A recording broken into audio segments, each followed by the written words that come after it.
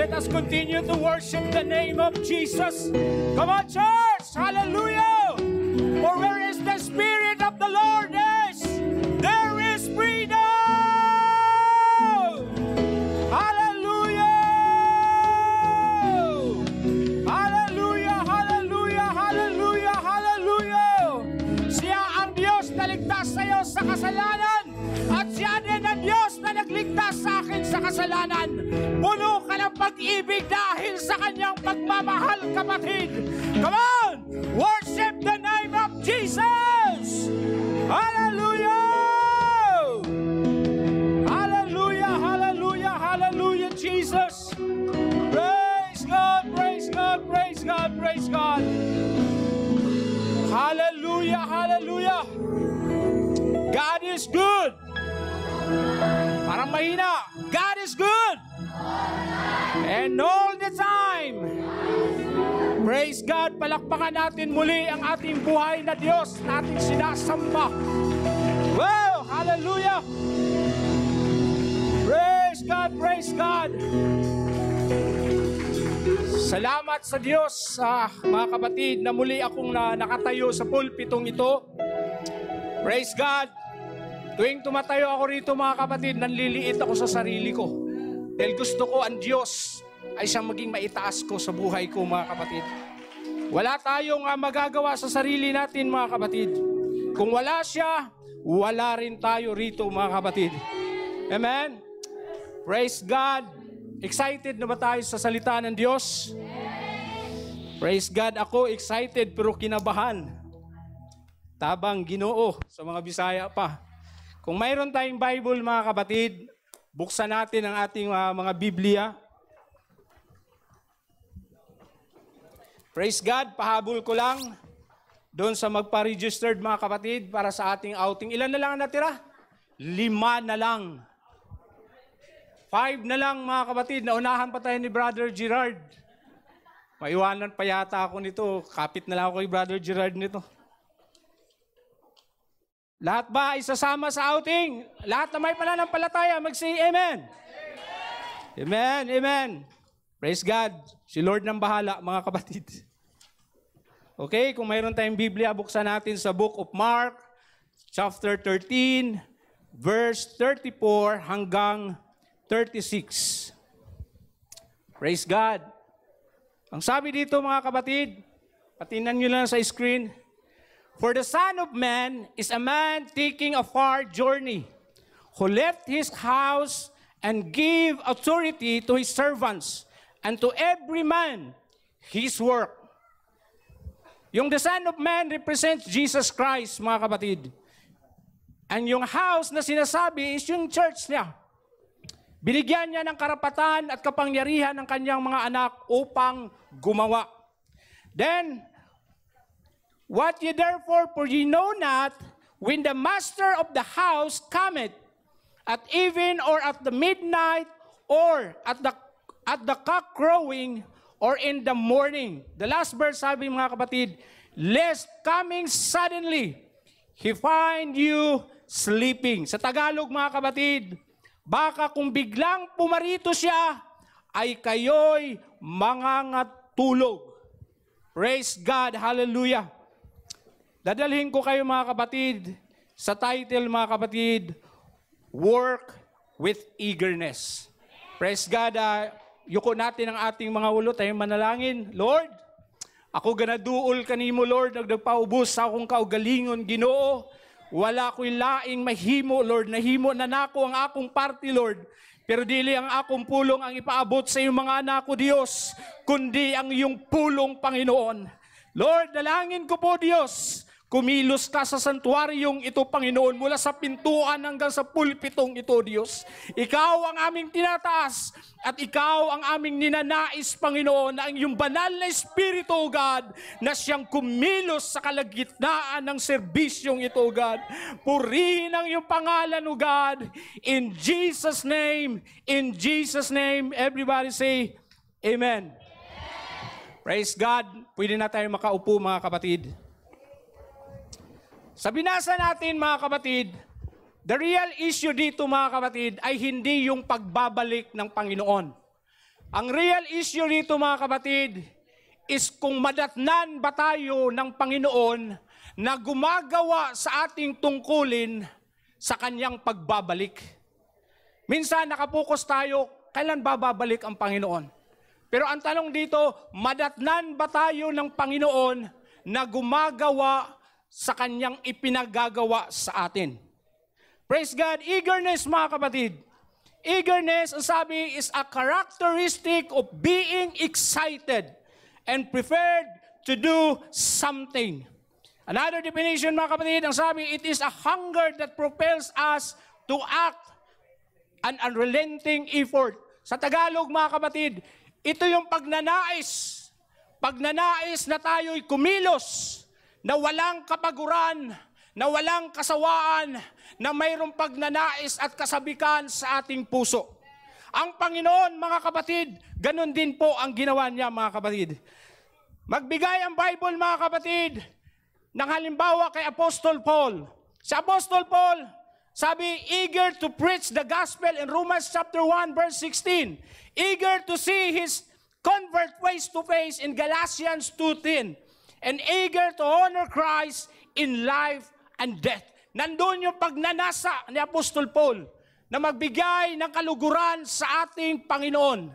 Now, sinabi dito mga kapatid, kung atin nabasa yung Book of Acts chapter 20, verse 20 hanggang sa 25 mga kapatid, yung disciples ng Tyre mga kapatid, and even sa prophet Agabus, sinabihan nila si Apostol Paul, Paul, huwag ka nang pumanta sa Jerusalem. Naghihintay sa'yo yung paghihirap, yung suffering, ikukulong ka, Paul, pag pumunta ka sa Jerusalem.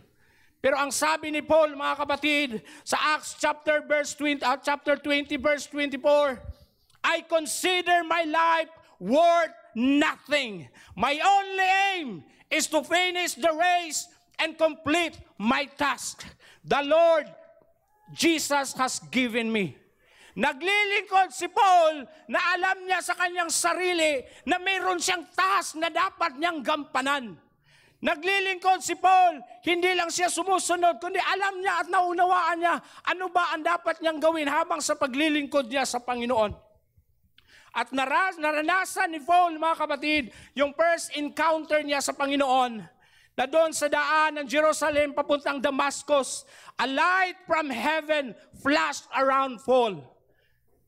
Yung ilaw mula sa langit ang nag-flash kay Paul, mga kapatid, at narinig niya, Paul, I am Jesus. Tayo mga kapatid, naalala pa ba natin kung kailan tayo tinawag ng Panginoon? Brother Jimmy, I am Jesus. Kung ang ating nakaraan, kung saan tayo hinugot ng Panginoon mula sa kasalanan, yun dapat ang maging hawakan natin para paglingkuran ang Panginoon kung gaano siya kabuti sa ating buhay, mga kapatid. Jesus Christ is the willing and eager God.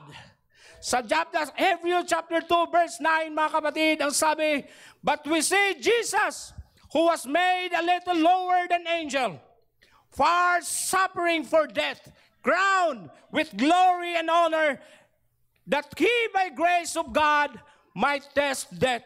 Because of his eagerness, God willing to sacrifice even unto death, mga kapatid. Because sa kanyang pagnanais sa'yo, gusto niya magsakripisyo, nandun yung eagerness niya para magkaroon ng kaligtasan sa atin, mga kapatid. Hallelujah. Matthew 27, verse 15, hanggang 51, mga kapatid, ang sabi, and Jesus cried out again with a loud voice, and yielded up his spirit, and sabi, behold, the veil curtain of the temple was torn into two, from top to bottom, and the earth shook and the rock split. Ano ang significant ng veil, mga kapatid? O ng curtain? Ang veil ay siyang nag-separate sa tao at sa Diyos. Hallelujah. Siya ang nag-separate na hindi ka pwedeng pumasok doon sa veil o sa curtain doon sa temple pag hindi ka dumaan sa priest. Kailangan mong dumaan sa priest at ang priest ang may karapatan na lumapit sa Panginoon at mag-offer ng sacrifice sa kasalanan ng mga tao. Pero, because of eagerness ng Panginoon, dahil sa kanyang kamatayan, hinati yan yung curtain ng temple, mga kapatid. Ano ang significance doon, mga kapatid? Ang Diyos ay eager na magkaroon ng relasyon sa iyo. Walang pwedeng humarang at pwede kang dumiritso. At wala kang pwedeng daanan. Lalapit ka lang sa Panginoon at hindi na kailangan ng sacrifice, kundi ang sarili mo ay siyang isacrifice mo para sa Panginoon. Hallelujah! Ganon ang eagerness ng Panginoon, mga kapatid. The reason why we lack eagerness for the Lord, mga kapatid, is because we don't really understand our purpose. Ang akala lang natin, mga kapatid, pag-araw ng linggo, magbibihis tayo, mga kapatid, pupunta ng church, uupo, aawit, mag-about ng offering, pagkatapos manood na makinig ng preaching, pagkatapos umuwi. Pagkasunod ng linggo, mga kapatid, ganun ulit ang gagawin natin. Pero hindi lang po yan ang nais ng Panginoon sa atin. Like Paul, mga kapatid, alam niya kung ano ang task na ibinibigay sa kanya ng Panginoon. Ganun din po sa atin, kapatid. Binigyan tayo ng binigyan tayo ng kaligtasan ng Panginoon, mga kapatid, dahil mahal niya tayo. Sabi, mga kapatid, ni Pastor Rick Warren, mga kapatid, sa libro niyang The Purpose-Driven Life, what is purpose? Amen? Sabi, what is purpose, mga kapatid? Sabi niya doon, mga kapatid, purpose is the statement that points the direction of your life. Siya yung magtuturo sa iyo ng daan patungo sa purpose ng Panginoon sa iyo, mga kapatid. And even sa book of Acts, chapter 13, verse 36, ang sabi dito, mga kapatid, now when David had served God's purpose in his own generation, he fell asleep, he was buried with his ancestor, and his body decayed. Isipin natin, mga kapatid, sino ba si King David? Ano ba ang background niya? Alam nyo, maiisip nyo kay King David, wow, ano yan? Adulterous. Ano yan, King David? Ano yan, murderer? Pero dahil sa ginawa ni King David, hindi yun naging hadlang para gawin niya ang purpose ng Panginoon sa kanya. Hindi tumitingin ang Panginoon sa nakaraan mo. Hindi tumitingin sa Panginoon sa kahinaan mo. Hindi tumitingin kung ano ang meron ka na sa tingin mo hindi ka karapat-dapat. Ang tinitingnan ng Diyos, ang plano at potensyal mo para sa Kanya, kapatid. Hallelujah!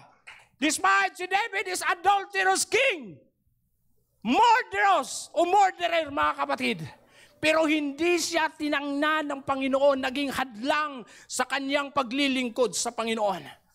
Sabi nga, David had served God with his purpose. So ano po ba ang purpose natin sa buhay?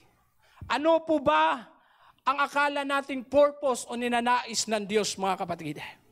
Sabi nga, if you want to know the purpose of the invention, ask the creator of it. Gusto mo na malalaman ang purpose ng isang nilikha? Gawan mo o tanungin mo ang manglilikha. Alam mo kung paano malaman bakit ginawa yung upuan? Tanungin mo kung ano yung purpose, kung sino yung lumikha, may papaliwanag sa'yo. At hindi lang makikita mo doon, mga kapatid, in ang manual ng Panginoon, ang Biblia, siyang magtuturo sa iyo kung ano ang purpose talaga ng Panginoon sa iyo. Sa lahat ng tao dito sa mundo, mga kapatid, kahit anong pangit pa ng ugali niyan, kahit ano pang nakalipas niyan, mayroong pinaplano ang Diyos na magandang bagay para sa Kanya. Na akala mo, wala ka ng pag-asa. No, no, no, no. Ang Diyos palaging nagbibigay ng pag-asa. Ang akala mo, wala ka ng chance. Akala mo lang yon. Pero ang Diyos ay Diyos ng maraming chance. Hallelujah. Hallelujah. Ang Panginoon, mga kapatid, ay Panginoon ng lahat ng pagkakataon. Amen? Hindi ang ibang tao ang mag-define sa worth mo. Hindi ang ibang tao ang mag-define kung gaano ka kahalaga. Ang Diyos ang may karapatang mag-define sa iyo kung paano ka at kung gaano ka kahalaga sa paningin niya, kapatid. Hindi ang ninumang tao ang pwedeng mag-define o huhusga sa iyo kung sino ka. Now, si Jesus, mga kapatid, at the age of 12 years old, Jesus Christ understood His purpose. Nung inanap siya ng kanyang magulang, ang sabi niya, "Why did you seek me? Did you not know that I am in my Father's business?" Magulang na niya ang naghanap. Pero si Jesus Christ at the age of 12, alam na niya ang kanyang plano at alam na niya ang kanyang purpose. 21 years later, mga kapatid, nang ang Panginoon, sa John 19 verse 30, mga kapatid, when He had received the drink, Jesus said, "Tetelestai." Ang ibig sabihin, it is finished. Alam ng Diyos bago nawala o namatay siya, mga kapatid, dahil sa kanyang plano. Ano ba ang desire ng Panginoon nung siyang nabubuhay? Ang concern niya is to do the will of His Father. Ano pa? To establish, mga kapatid, ang handa, ang daan ng kaligtasan sa pamamagitan ng pagbigay ng kanyang buhay. Alam niya ang kanyang purpose, mga kapatid. Ang tanong po doon, mga kapatid, tayo po ba ay alam po natin ang purpose natin sa buhay? Ang purpose, hindi mo maunawaan by asking a self-centered question, mga kapatid. Sasabihin mo, ano bang purpose ko? Okay. 5 years from now, kailangan marami na akong pundo sa bangko. 5 years from now, may kotse na ako. 10 years from now, meron na akong bahay. No. Matagpuan at maunawaan mo lang ang purpose sa Panginoon kung siya mismo ang tatanungin mo kung ano ang purpose niya sa iyo. Pag nag-umpisa tayo sa ating sarili, minsan, hindi natin alam kung ano ang plano ng Diyos sa atin. Kasi inuuna natin ang sarili natin kaysa sa Diyos, mga kapatid. Inuuna natin kung ano ba ang nais ko sa buhay. Minsan sa prayer natin, mga kapatid, maraming katanungan, Lord, tulungan mo ako dito, Panginoon. Lord, ano ba gagawin ko dito, Lord? Kailangan ko ito, Lord. Please, tulungan mo ako. Pero minsan pa natanong natin sa Panginoon, Lord, ano ba ang nais mong gawin ko para sa iyo? Marami tayong tanong at marami tayong hinihingi, mga kapatid. Pero natanong na ba natin sa ating Panginoon, Lord, ano po ba ang gusto mong gawin ko para sa iyo? Siguro, ikaw lang ang makakasagot niyan, mga kapatid. Jesus Christ had hundreds of disciples, mga kapatid. Hindi lang 12 ang disciples niya. Sa John chapter 6 verse 2, mga kapatid, maraming disciples si Jesus Christ. Pero lahat sila na sumusunod ay hindi worthy yung purpose nila. Mayroon silang kanya-kanyang layunin sa pagsunod nila sa Panginoon. Yung iba sumusunod sa Panginoon because nakikita nila ang malaking milagro. They want miracle. Ang iba sumusunod sa Panginoon dahil pinapakain sila ng tinapay at nabubusog at nasatisfy sila. Pero nung sinabi ng Panginoon, whoever wants to be my disciple must deny himself and take up the cross and follow me. Ang nangyari sa hundreds of disciples, 12 na lang ang natira. Sila yung mayroong eagerness at sumusunod sa Panginoon na mayroong tamang purpose. Marami sa atin sumusunod sa Panginoon dahil binibigay ng Diyos sa iyo kung ano ang gusto mo. Marami sumusunod sa atin dahil binibigay ng Diyos ang pagkain sa araw-araw na kailangan mo. Pero hindi natin binibigay sa Diyos. Gusto natin ng milagro, pero ayaw natin maging parte ng milagro. Gusto natin ng pagkain magpakabusog, pero ayaw mong ibigay ang pagkain, ang Diyos ng buhay. Gusto natin kumain ng tinapay, pero ayaw mong i-share ang tinapay ng buhay. At doon lumalabas, mga kapatid, sa hundreds of disciples, 12 na lang ang natira. Now, mayroon tayong kanya-kanyang mga purpose kung paano tayo sumunod sa Panginoon.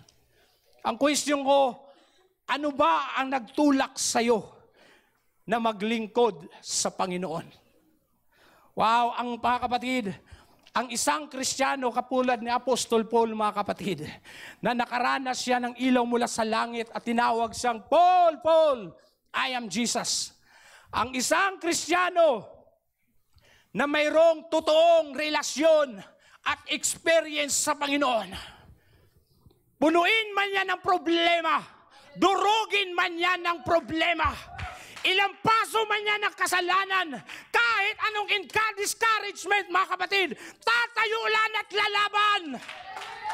Ang akala natin minsan sa kapatid natin, wala na yan, bagsak na. No, no, no, no.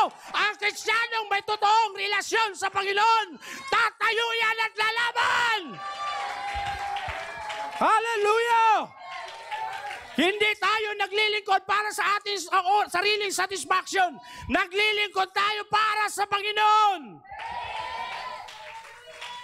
Palakpakan natin ang ating Diyos, mga kapatid. Wow! Hallelujah! Hallelujah! Hallelujah!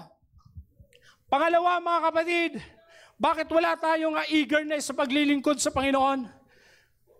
Because of lack of compassion, mga kapatid. Ano ang compassion? Pakikiramay. Kung sa Tagalog, pakikiramay o sympathy. Minsan nakalimutan na tayo kung saan tayo hinugot ng Panginoon. Sabi ko nga lagi, para lang tayong ukay-ukay. Alam niyo yung ukay-ukay? Puro naggamit yan. Pinagsawaan na tayo ng kaaway, mga kapatid.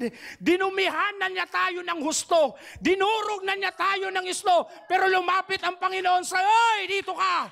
Kahit ukay-ukay ka, special ka para sa akin. Kahit sa tingin wala kang halaga, sa tingin na ibang tao, no, no, no, no. Sa Panginoon, may halaga ka. Akala natin wala na tayong halaga, pero sa Panginoon, napaka-special natin, mga kapatid. Pero bakit hindi natin magawa na itaas ang Panginoon sa labas? Dahil nawala na tayo ng compassion o pagkaawa sa labas. Sabi nga, mga kapatid, sin leaves its victim helpless and bleeding. But the only purpose, mga kapatid, ang dahilan, mga kapatid, para magkaroon siya ng kagalingan ay ang salita ng Diyos. Tayo man, saan tayo hinango ng Diyos nung tayo'y makasalanan. Pero minsan, totoo ang kasabihan ni Dr. Jose Rizal, mga kapatid, na ang taong hindi marunong tumingin sa kanyang pinanggagalingan ay hindi makakarating sa kanyang paruroonan, mga kapatid. Sa paglilingkod natin, lagi nating alalahanin saan ba tayo o saan tayo hinugot o kinatagpo ng Panginoon sa buhay natin. Wala na tayong minsang awa sa labas, mga kapatid. Matthew chapter 9 verse 3, sabi dito, mga kapatid, when he saw the crowds, he had compassion on them because we're harassed and helpless like a sheep without shepherd, mga kapatid. Tayo ba, naalala ko, mga kapatid, nung naglalakad sila sa Jesus Christ kasama yung mga disciples, mga kapatid, may sumigaw, mga kapatid, na isang bulag. Ang sabi ng bulag, Jesus, have compassion on me. Jesus! Kahit ang daming crowds, maingay. Yung bulag na yon, yung pulubi na yung nagsusumikap, Jesus, have compassion on me. Church, kung ikaw ba may sumigaw sa'yo, Christian, have compassion on me. mayroon pa tayong awa, kapatid, na natitira sa ating puso. Hallelujah, hallelujah. Kapatid, marami nga mga taong naghihintay ng kaligtasan, mga kapatid. Maraming tao na nangangailangan sa ating Diyos. Nung umakyat sa Book of Acts chapter 1 verse 9, mga kapatid, nung umakyat si Jesus Christ sa langit, yung kanyang mga apostles ay nakatingin. Ando na ang ating Panginoon. Hanggang si Jesus Christ ay natakpan na ng ulap. Pero mga kapatid, hindi sila nananatili na nakatingin sa ulap. Because of their eagerness, they come out from their comfort zone and proclaim Jesus, na silang nagbago sa kanilang buhay. Ang ibang Kristiyano naghihintay na lang kung kailan babalik ang Panginoon. Pero ang apostles, mga kapatid, hindi sila nanatili nakatingin kung kailan babalik ang Panginoon. Gumilos sila. I-proclaim nila si Jesus Christ. And through proclaiming Christ, nagkaroon ng pagbabago sa lahat ng mga buhay ng tao. Nagkaroon ng mga churches at nagkaroon ng pagbabago ng mundo. Church, gusto mo ng pagbabago? Baguhin mo ang isip at puso mo. Dahil ang kaligtasan is about change of direction, mga kapatid. Hindi ka pwedeng mananatili na lang sa comfort zone mo at maghintay ka na saan ng Panginoon, ba't di pa bumalik? At uupo ka na lang na walang ginagawa, kapatid. Ang nais ng Diyos, magkaroon tayo ng eagerness upang itaas siya sa mundo, na siya ang Kristong naglilintag sa iyo, na siya ang Kristong naaawa sa iyo ng panahon na wala ka nang magagawa, na siya ang Panginoon na lubos na tumutulong sa iyo. Ang disciples, mga kapatid, ay hindi na lang nakatunganga at nag-aabang. Tayo kaya, mga kapatid, and even ang mga tatay, makaka-relate tayo dito. Pag tayo galing sa trabaho at nakita natin ang ating mga anak na nakahiga lang at walang ginagawa, ang daming gagawing trabaho, nakakalat. Ano yung mararamdaman mo, tatay? Sa akin, maiinis talaga ako. Alam niyang aking mga anak, mga kapatid, pag nagbukas na yung gate, tumunog na yan, bang! Si Papa! Gano'n na kaagad yan. Taranta na yan, mga kapatid, linis na kaagad. Pero tayo ba, sa tingin natin, pag bumalik ang Panginoon sa gitna ng ginawa niyang paghihirap, binigay niya ang kanyang buhay para sa'yo. Pero pagdating niya, nadatnan ka lang nakadikwatro. Sa tingin mo, ililigtas ka ng Panginoon? Praise God! Kung ako nga naaasar, how much more ang Panginoon? Sa gitna ng ginawa ko, nandiyan ka lang nakadikwatro sa santuaryo at wala kang ginagawa para sa akin. Wow! Hallelujah! Work with eagerness. Hindi tayo niligtas ng Panginoon para umupo. Niligtas tayo ng Panginoon para tumayo at tutungo kung saan direksyon na nais ng Panginoon sa atin. Hallelujah, hallelujah, kapatid. Ang akala natin is ministry, is yun na yung purpose ng Panginoon. No. Ministry is your service to believers. Ang ministry ay yun yung service mo sa church o sa mga believers. Pero yung mission mo is your service to the unbelievers. Tayo nananatili dito sa ministry, yes, maganda yan. Pero wag tayong magsiksikan dito sa ministry, sa simbahan. Lumabas ka! At tingnan mo ang maraming kaluluwang nangangailangan ng Diyos. Huwag tayo magtulakan, ako na naman dyan, lagi ka na lang ikaw. Paano naman ako? Hindi ako nakita rito sa pulpito. Wala akong pakialam sa pulpito. Ang gusto ko'y humayo! Hallelujah! Huwag mong sarilinin ang kaligtasan. Ang kaligtasan ay hindi lang para sa iyo, para sa atin lahat ang Panginoon at ang kaligtasan. Wow! Hallelujah! Christian! Woo!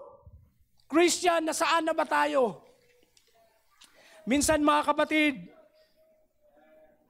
pag nagsuot na ako at nakikita na ng asawa ko 5:30 ng umaga, mga kapatid, pag sinuot ko na yung uniforme ng SOP, UPC Sanctuary of Praise, Pag sinuot ko na yan, alam na ng asawa ko kung ano gagawin ko.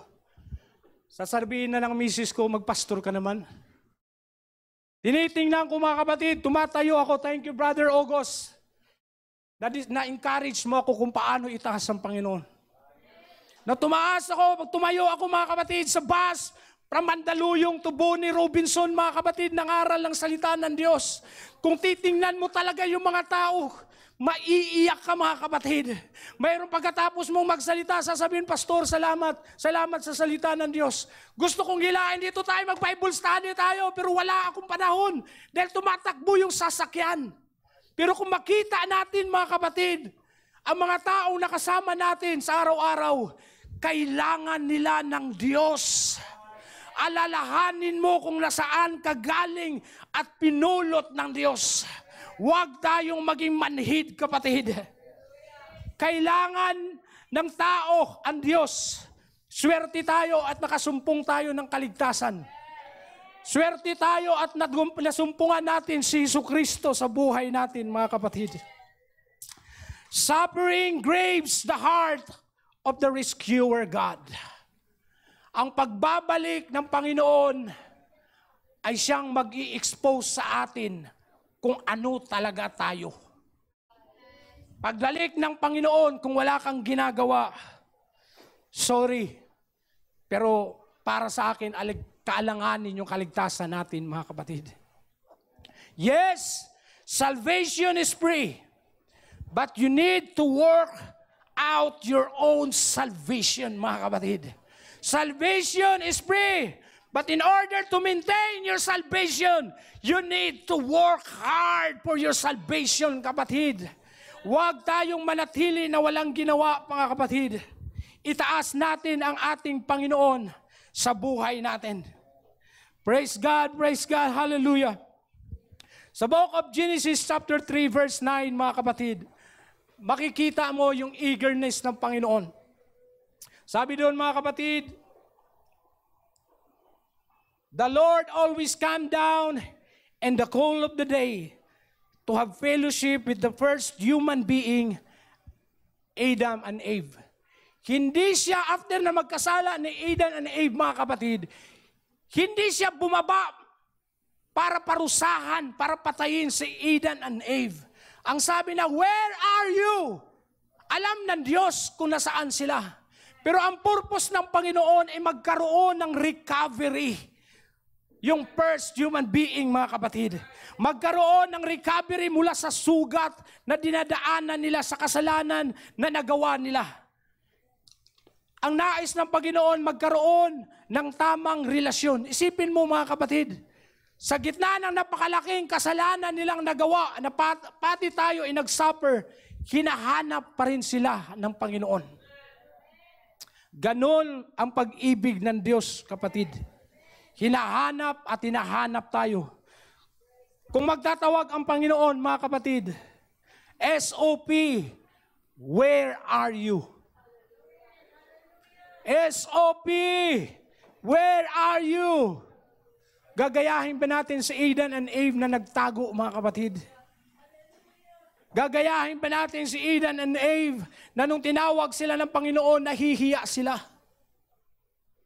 Mayroon pa tayong panahon para baguhin, mga kapatid. Mayroon pa tayong panahon para baguhin kung ano ang kinagigista natin na ginagawa, mga kapatid. Hindi tayo maliligtas dahil sa routine. Maliligtas tayo dahil sa relasyon at commitment natin sa Panginoon. I like Moses, mga kapatid. Sabi niya, Lord, I am not going to take one step without you, Lord. Lord, I am not going to take one step without you. Ang gusto ni Moses na bawat paglalakad nila papunta sa promised land, kasama at sinisigurado niya na kasama ang Panginoon. Tayo ba ay dinidesire din natin ang Panginoon, mga kapatid? Hallelujah! Ang Panginoon ay naghihintay sa atin, mga kapatid. Kristiyano, bumangon ka. Kristiyano, kumilos ka. Hindi pa uli ang lahat para sa ating Panginoon. Palakpakan po natin ang ating Diyos, mga kapatid. Wow! Hallelujah! Hallelujah! Sabi ni David, mga kapatid, take me not away from thy presence, O Lord, and take not thy Holy Spirit from me. Ang banal na Espiritu lamang ng Panginoon ang siyang magbibigay ng pagnanais sa atin para magkaroon ng awa at kabigatan sa mga kaluluwa na hindi pa nakakasumpong ng kaligtasan sa ating Panginoon. Minsan hindi natin nararamdaman dahil hindi tayo sigurado sa ating relasyon sa Panginoon. Amen? Minsan hindi natin nabigyan ng pagkakataon yung ating Panginoon. Kaya minsan nagiging manhid na tayo sa paglilingkod natin sa ating Panginoon. Church, hindi nais ng Panginoon na manatili tayo sa kaanuman ang kinalalagyan mo. Kailangan magbago tayo ng puso at magbago tayo ng pag-iisip tungo sa kapurihan ng ating Diyos. Hallelujah, hallelujah. Tayo tayong lahat, mga kapatid. Praise God, hallelujah, Lord, hallelujah. Blessed be your name, blessed be your name, God Almighty.